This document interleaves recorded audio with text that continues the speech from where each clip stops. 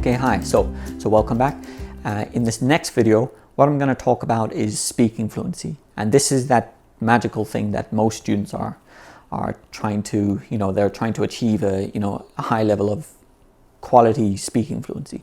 So before this video, I spoke about reading and listening and, studying in a correct way. Okay, so because I really believe that good quality output. Now, output is speaking, okay? The vocabulary is coming out. Reading and listening are input, okay? Because the language is coming in. Now, good quality output depends on the quality of your input. Now, if you have bad quality input, that just means your method of study or reading or listening is quite bad. So if you read and listen, and if you create shallow. Do you remember before this we spoke about, with vocabulary, like every word that you come across, you should create deep connections with the vocabulary. So if you create thousands and thousands of deep connections with thousands and thousands of words, then for me that is good quality input. And then that will reflect itself in your speaking fluency and your output. But when you read and listen, when you study basically, and if you create those shallow meanings, when you try and use all of that vocabulary, especially if you translate, you'll be searching for the words and it'll take too long. And for me, that's how poor quality speaking fluency starts. It starts with bad study. So you really need to study well in order to get good quality speaking fluency. So now, I think the biggest thing with speaking fluency as well is it's kind of like learning to ride a bicycle. So you can't just think about riding a bicycle and you can't just study about riding a bicycle. You have to get on the bicycle and you have to do it. And you have to be terrible at it, in the beginning. And you just have to keep doing it and actually be on the bicycle trying to ride the bicycle. So I think it's the same with speaking fluency. Better speaking fluency comes from lots and lots and lots of production, lots of actually trying to speak. So now you need to find ways, or situations where you can speak a lot. So let's just talk about, I'll just talk about the different ways that you can actually start speaking using English. So first of all, if you live in Spain, or if you live in Brazil, or if you live in Japan, in the city that you live in,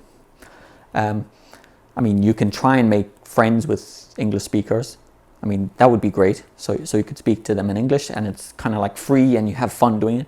Another way to do it would be when I lived in Madrid, there were language exchanges.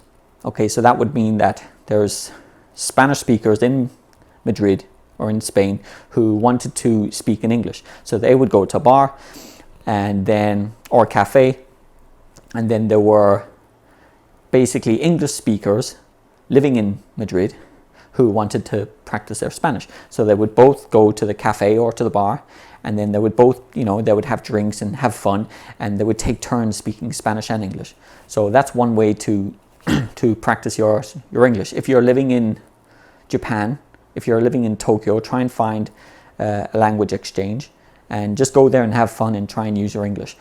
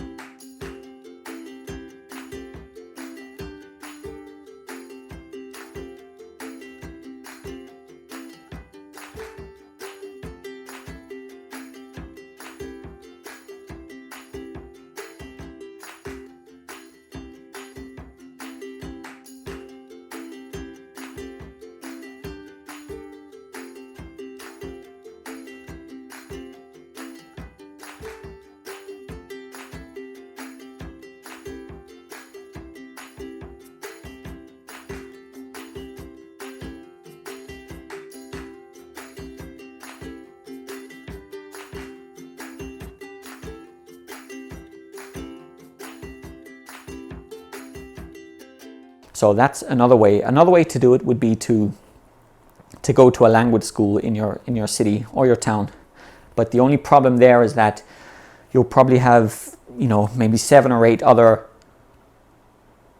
students in the class with you, and there's very little time to actually practice speaking. So to be honest, that's not the best option in the world for me. It could be a good place to study the language and study a little bit of grammar, but when it comes to speaking fluency, it's not great for me. What could be good is if you found an English teacher, a native speaking English teacher in your city or your town, and if they came to your home, once a week or twice a week, or if you went to a cafe, you could have lessons, and then you could try and speak for an hour, and you could practice your speaking fluency that way.